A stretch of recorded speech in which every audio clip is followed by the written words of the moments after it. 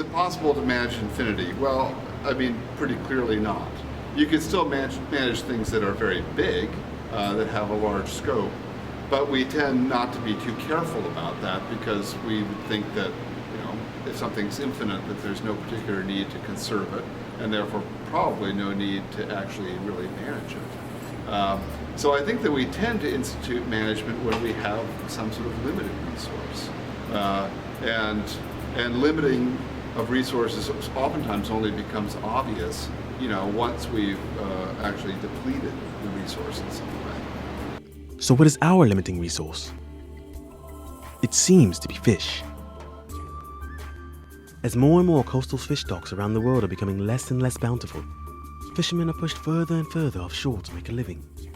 In recent decades, we have started to see the effects of this trend, with deep-sea fish stock after deep-sea fish stock around the world beginning to dwindle in the face of a massive world demand for fish and fish byproducts.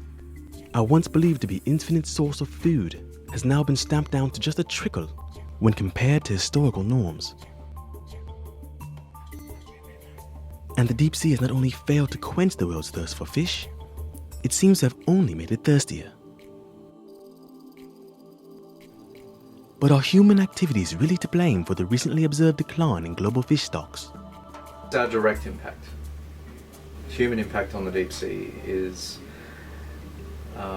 happening in terms of the impact of trawling and fishing as we trawl deeper and deeper into the ocean. These are where our direct footprint will impact on the deep ocean. Our impact as people is happening now and can only expand as we fish everything and take out everything that we can as the demand for protein continues to increase. It's the last huge area of the planet that is available for us to understand and potentially to exploit. And my caveats are on that you should understand it before you exploit it. Because there are certain parts of the deep sea that are already being affected by some industries, such as fishing. Bottom trawlers, for example, are already starting to work the continental slopes off of places like the Chile margin or Scandinavia. And there are areas where deep sea coral fields and sponge fields are already being very seriously impacted at 1,000 meters, at 1,500 meters.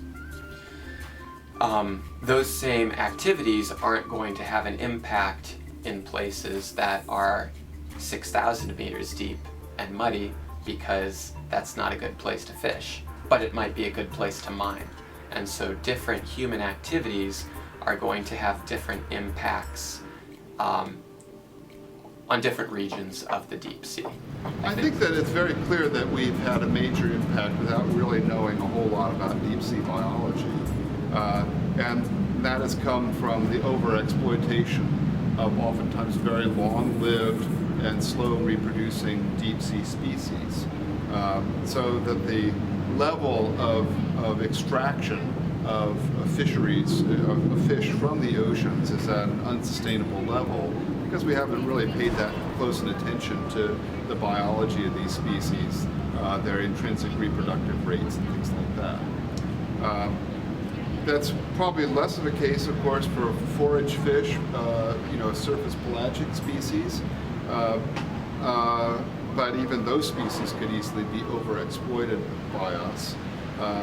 And in large measure, I think that a lot of the overexploitation becomes a problem of having the evolution of our gear and our ability to extract resources happen much faster than the evolution of our management systems.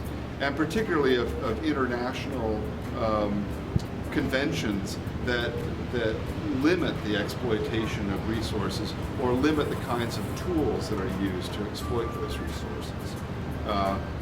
Piracy and sort of the non-transparency of movement of fish resources around from the point at which they're caught to the point at which they're somehow used by humans is a major problem, for instance. But overall, I think we have to take the view that it's a low nutrient environment, that the organisms down there are often slow growing and long lived, and that exploiting those kind of organisms needs to be taken into consideration, that they're often very long lived. So trying to eat fish that are 50 years old, you can't do that for very long in a sustainable way. The warning signs are there are people getting leases, there are governments getting leases from the International Seabed Authority that are just going to go out and exploit. We need to have concerted action to make sure this doesn't get exploited unnecessarily. There have been traditions of ocean exploration going back for 140 years now, and we need to continue that, and I would say ramp it up so that we can understand more than the fraction that we understand now. So people need to lobby, and then governments need to take, I would say, more action in getting out there. We need more submersibles, we need more measurement, monitoring, understanding of that before we just go out and just start exploiting it. With all of these problems facing the deep ocean, it creates new challenges for individuals and governments to overcome.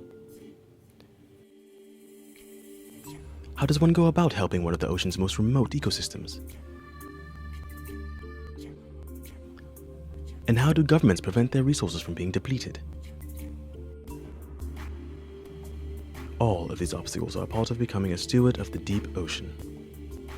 So what does deep sea stewardship mean to me? Well, I think that fundamentally it's a recognition that the deep sea is not infinite, that there is some responsibility of us as users and as people who have had a major impact on the deep sea to actually pay some attention to how it is affected by human activity, and that fundamentally we need to not necessarily minimize our impact, but we need to be aware of what impacts we have on the deep sea, so that we don't unintentionally destroy things that either we find valuable or that are intrinsically valuable parts of nature. Well, the first thing that comes to mind when I hear the word is invoking the precautionary principle. So if we're going to manage an environment, which means that to me it means we're looking after something for our own benefit. I'm more of a fan of the wilderness concept, is that we should just leave some areas of the earth alone. And I would hope that we would leave large areas of the deep sea alone. But if we are going to try and exploit these things for human benefits, then we need to do it in a way that's sustainable, that we can continue to exploit that resource. So the best way to do that is to understand it. So before we do anything, we should go there with a concerted effort to try and understand these places. The deep ocean's a wonderful place, and we should get out there and explore it and find out its wonderful treasures.